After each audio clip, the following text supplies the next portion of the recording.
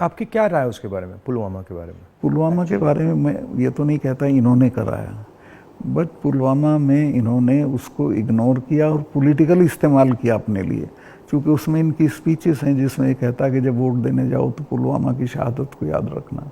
जैसे ही मैंने पुलवामा के बारे में सुना, मुझे पता लगा कि हमारे जो शहीद हैं एयरपोर्ट आ रहे हैं जी। तो मैं सीधा एयरपोर्ट गया। हमारी सिक्योरिटी वालों ने मुझे कहा कि नहीं नहीं नहीं आप मत जाइए, मगर मैंने कहा मैं जा रहा हूँ, तो मैं एयरपोर्ट में चला गया। और एयरपोर्ट में उस टाइम मुझे कमरे में बंद कर दिया और मुझे कहा कि देखिए आप कमरे से नहीं निकल सकते। मैंने कहा मतलब? तो उधर वो सब शहीद आए थे, वहाँ पे आर्मी के लोग थे, प्रधानमंत्री आ रहे थे, और मुझे मतलब लिटरली चाबी से बंद किया कि आप बाहर नहीं जा सकते। मैंने सिक्योरिटी वालों से बोला ये मतलब ऐसे कैसे कर सकते हैं, और फिर लड़के मैं वहाँ से निकला तो मुझे लग रहा था कि एक पूरा वहाँ पे शो सा क्रिएट हो रहा था। हाँ वो था ही, वो प्रधानमंत्री को श्रीनगर जाना चाहिए था, राजनाथ सिंह आए थे, मैं था, हम लोगों ने श्रद्धांजलि दी थी, प्रधानमंत्री को उसी दिन जाना चाहिए था। नहीं मगर मुझे उसमें क्या शौक लगा कि ऐसे लग रहा था कि एक कोई बड़ा इवेंट सा हो रहा है ना इसके लिए, और वहाँ पे प्रधानमंत्री आए हैं और ये पूरा मतलब जैसे देश को दिखा रहे हैं कि भैया देखो, काफ़ी डिस्टेस्टफुल सा था। जिस दिन ये हुआ तो ये नेशनल कॉर्बेट पार्क में शूटिंग करा रहा था अपनी, तो ये अवेलेबल, मैंने 3-4 बार कोशिश की, मिला ही नहीं मुझको। 5 या 6 बजे इसका फ़ोन आया, हाँ सतपाल भाई क्या हुआ? मैं कहा हमारे इतने लोग मर गए हैं और हमारी गलती से मरे हैं। तो बोला नहीं नहीं चुप रहना, अभी कुछ नहीं बोलना इस पर। फिर 1 घंटे बाद ये डोभाल जो मेरा क्लास फेलो रहा लॉ में मेरठ में, तो इसका फ़ोन आया, सतपाल भाई आप बोल दी। मैं 2 चैनल को बोल चुका था ये बात, तो इन्होंने कहा नहीं नहीं कुछ नहीं बोलना है इस पर।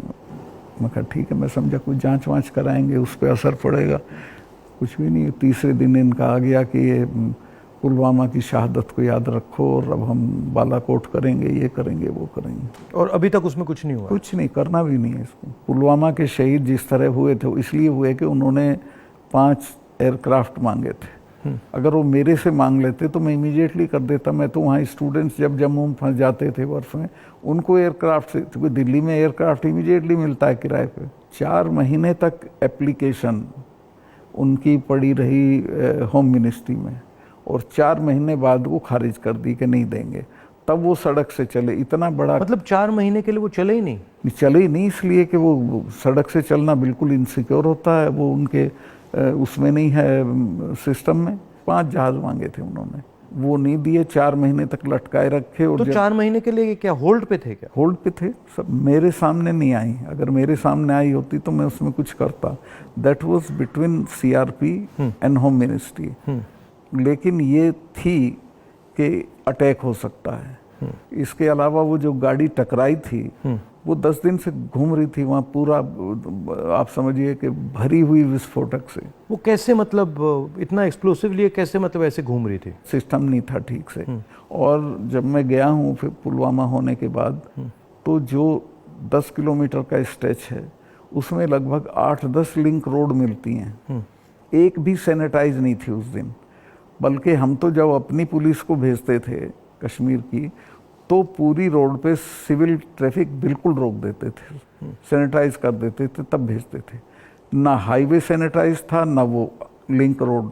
और लिंक रोड जहाँ हाईवे में मिलती है वहाँ रिवाज ये है कि वहाँ एक जिप्सी खड़ी होनी चाहिए जो उसे रोक दे कि नहीं भैया काफिला चला जाए सीआरपी का, तब जाना। ब्लॉक कर कुछ नहीं था, there was nothing like that. तो जब आप वहाँ गए, जैसे पॉलिटिक्स में हम ऐसी घटनाओं में जाते हैं, तो जब हम कहीं पहले पहुँचते हैं कोई माइंड में कोई फीलिंग आती है, तो इसमें आपकी क्या फीलिंग आई थी जब आप पहली बार वहाँ गए? आप मेरा यकीन करेंगे, आई वॉज इन टीयर्स। और मैंने इसको फ़ोन किया, मुझे नहीं मिला। जब 5 बजे मेरी बात हुई तो मैंने कहा हमारी गलती से हुआ ये। तो बोला नहीं नहीं इस पर आपको चुप रहना है। मैं चाहता था कि कुछ सर इसमें कटने चाहिए जिनकी जिम्मेवारी थी, कुछ भी नहीं। किसी का नहीं, कुछ नहीं हुआ। उसको इलेक्शन के लिए यूज़ करना चाहते थे कि ये पाकिस्तान ने किया, हमारे जवान मारे और अब हम हराएंगे। भारत जोड़ो यात्रा में हम वहीं से निकले, एक्चुअली साइट से निकले, पुलवामा से। तो मुझे ये लग रहा था कि जो आपने बोला कि ऐसी जगह पे, स्ट्रेटेजिक जगह पे इतना एक्सप्लोसिव कहाँ से आ गया, कैसे आया, वो मेरे दिमाग में क्वेश्चन था। सारा पाकिस्तान से आया था। बट इतना 600-300 किलो, हाँ, ये बॉर्डर तो हमारा पोरस है और ये इतना एक्सप्लोसिव इंडिजिनसली प्रोक्योर करते तो वो बात फैल जाती। ये 10-12 क्विंटल तो आया हुआ था, उसमें से ये गाड़ी पूरी भरी थी एक्सप्लोसिव से। और बताया मुझे जब मैं गया कि साहब ये तो 10-12 दिन से घूम रही थी गाड़ी। जो गाड़ी चला रहा था उसका भी, मालिक का, दोनों का टेररिस्ट रिकॉर्ड था। दोनों कई बार गिरफ्तार हो लिए थे, फिर छूट गए थे, फिर गिरफ्तार हुए थे, फिर छूट गए थे। अच्छा, तो उन पे कोई निगाह नहीं थी इंटेलिजेंस एजेंसीज की। यहाँ मीडिया में, मतलब मैं देख रहा था यहाँ पे इतना बड़ा कास्ट सेंसस का मुद्दा है, बट अब आजकल बस इजराइल कास्ट सेंसस को नहीं दिखा। मतलब जो चाहे वो अदानी हो, चाहे वो कास्ट सेंसस हो, जो ज़रूरी बातें हैं उसका कुछ नहीं होगा, मगर इजराइल हो, बॉलीवुड हो, क्रिकेट हो, उस पर चलते जाएंगे। अदानी तो आपने इसके चिपका दिया, वो तो छूटेगा नहीं। गांव-गांव चला गया अदानी का। और लोग ये कहते हैं अदानी के यहाँ इसी का रुपया है।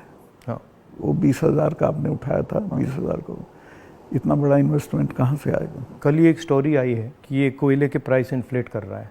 वहाँ से इंडोनेशिया से कोयला नाव में जाता है और यहाँ पहुँचते उसकी प्राइस इन्फ्लेट हो जाती है और फिर लोगों को बिजली के लिए ज़्यादा रेट देना पड़ता है, मगर वो भी मीडिया ने कहीं नहीं उठाया। मुझे खबर ये दी गई कि जिस दिन मैं ये करण थापर का इंटरव्यू किया, इन्होंने बुला के सब चैनल्स को कहा कि खबरदार कोई रिपोर्टिंग नहीं होगी, और अतीक अहमद का केस हो गया और उसको 10 दिन तक हेडलाइन। मैंने वो देखा, मैंने अपनी बहन से कहा कि ये जो आपने पुलवामा की बात की है, इसके कारण ये किया गया है, हाँ, टोटल डिस्ट्रैक्ट करने के लिए। मैंने नोटिस किया जब आपने पुलवामा की बात की तो ये सब डर गए थे, लेकिन अतीक अहमद ने उसको 10 दिन तक खत्म कर दिया, ओवरशैडो कर दिया। बिल्कुल। भारत जोड़ो यात्रा में मुझे एक बात समझ आई कि कितना भी मीडिया पे कंट्रोल हो, अगर आदमी डायरेक्ट जनता के पास जाता है, हाँ, तो फिर कोई नहीं, तो नहीं चलता। जनता ओनली आंसर है, जनता के पास जाना। और अगर आप जनता के पास जाते हैं तो बहुत जल्दी जनता को बात समझ आ जाती है, वो टाइम नहीं लगता। नहीं, जनता तो अवेयर है देश में, ऐसा नहीं उन्हें मालूम नहीं है, बट उन पे कोई प्लेटफॉर्म नहीं है, कहाँ कहें, किसको कहें। उनके रिप्रेजेंटेटिव भी ऐसे ही गए गुजरे हैं सब। पहले मैंने पार्लियामेंट में स्पीच दी कास्ट सेंसस के बारे में। जब मैं इसकी रिसर्च कर रहा था, मैंने देखा कि हमारे सब इंस्टीट्यूशंस में, चाहे वो मीडिया हो, ब्यूरोक्रेसी हो, जो ओबीसी वर्ग है, जो दलित वर्ग है, जो ट्राइबल वर्ग है, उनका कोई रिप्रेजेंटेशन नहीं है। मतलब आप बिलीव नहीं कर सकते, मीडिया में, चाहे आप सबसे बड़े मीडिया हाउसेस देख लीजिए या सारे जो एंकर्स हैं, सारे रिपोर्टर्स देख लीजिए, इसमें एक ओबीसी नहीं है, एक दलित नहीं है, एक ट्राइबल नहीं है। इसके बारे में आपकी क्या राय है? नहीं, मैं तो चूँकि लोहियाइट रहा हूँ, तो लोहिया ने एक बार कहा था कि मुझे कमेटी बनानी थी गोवा की आज़ादी की, तो मैं जब भी कमेटी बनाऊँ उसमें 48% अपर कास्ट आ जाते थे, नाम मांगूं तो भी वही आते थे। तो ये सिस्टम बन गया है यहाँ का। इसको चेंज करने का आपकी राय क्या है? एक तो इसको कंपलसरी करना पड़ेगा, भाई इतने % हो, जैसे नौकरियों में हो गया उस तरह से। और दूसरे उन वर्गों में थोड़ा चेतना बढ़ानी पड़ेगी, भाई तुम इन पेशों में आओ। बट इसमें इंटरेस्टिंग बात यह है कि जो स्थिति है एक्चुअली इंस्टीट्यूशनल स्ट्रक्चर में हिंदुस्तान में, उसके डिटेल्स ओबीसी वर्ग को भी नहीं मालूम, दलित वर्ग को भी नहीं मालूम। आपने थोड़ा, मतलब मैंने तो थोड़ा सा छुआ है, बट एक्चुअली किसी को नहीं मालूम, पता ही नहीं है। सही कह रहे हैं। क्यों? क्योंकि पूरा जो इन्फॉर्मेशन का सिस्टम है उसमें कोई ओबीसी नहीं है, कोई दलित नहीं, कोई ट्राइबल, वो भी उन्हीं के हाथ में है। तो एक प्रकार से लाउड स्पीकर ऑन कर देते हैं।